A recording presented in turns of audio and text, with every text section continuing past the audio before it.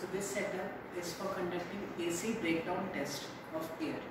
So here we have used the same transformer which we have been using before. This is the insulated body transformer rated for 100 kV secondary output or high voltage output. So from the secondary side we have taken this connection, and this vertical one which you see here, it's a safety resistor of 2.5 mega ohm. Safety means when breakdown occurs, then it will draw huge current from the source side. So sometimes for the safety of the equipment you have to put this. Although the transformer itself is rated to withstand a high current for some time, and the trip mechanism is also there, but this is just to ensure double safety. That's it. After that it is connected to this setup here. So this is a sphere gap setup. You can see two spheres here, and they are separated by some predefined distance which we can adjust from our panel. So the precise distance between the spheres is known. So we know the distance between the spheres, and we know at what voltage it will break, so we can calculate the dielectric strength. So that is how we will conduct the experiment. We will be keeping the gap at some known distance, and then we will be increasing the voltage, and we will note down at what voltage it broke in down.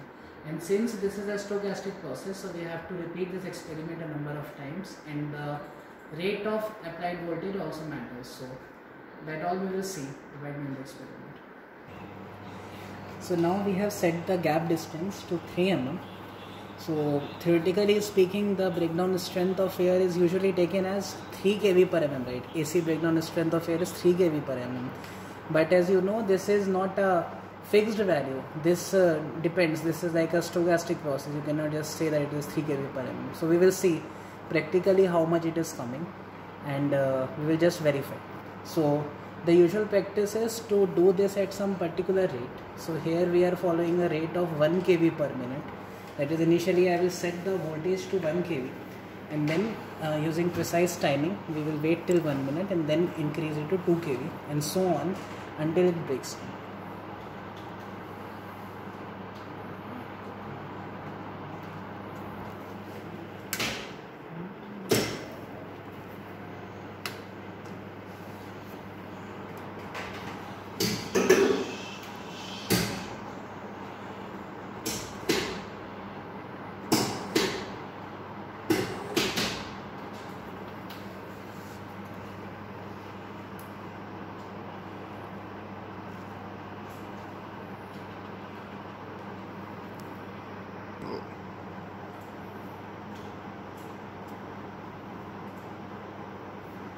So now after 1 minute, I will increase it to 2 kV.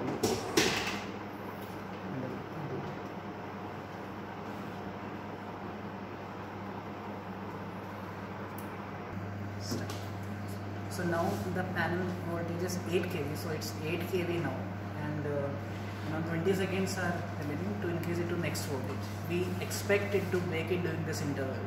So you see carefully the gap between the gap between the spheres. You may see some spark there.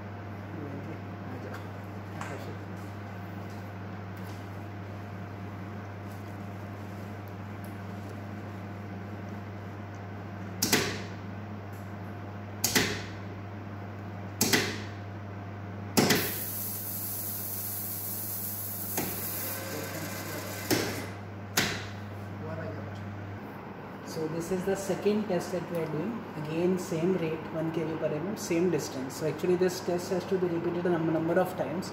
Then only you can get some reliable reading. So again some breakdown happened, and you can see the noise also. So previous time it broke at 9.2 kV, but this time the breakdown voltage is somewhere between 8.95 and 9. So that is how it will vary. So we have to repeat this test at least 10 times, and then we have to plot a graph which is called as Weibull plot or Weibull distribution. So that will give you approximately the voltage at which there is 63.2 probability that this much gap of air will break down under AC voltage. So that is how you can only get some probabilistic estimate, not an accurate estimate. And one more thing, here we are doing it at room temperature, so even temperature and pressure conditions also affect the breakdown strength. So that correction factor also has to be taken into account while you are reporting a particular parameter such as dielectric breakdown. So I hope you have understood this is how we test for any dielectric. This we have done for air, but we can do the same test for any solid dielectric also. So this is the procedure for conducting breakdown test of any dielectric.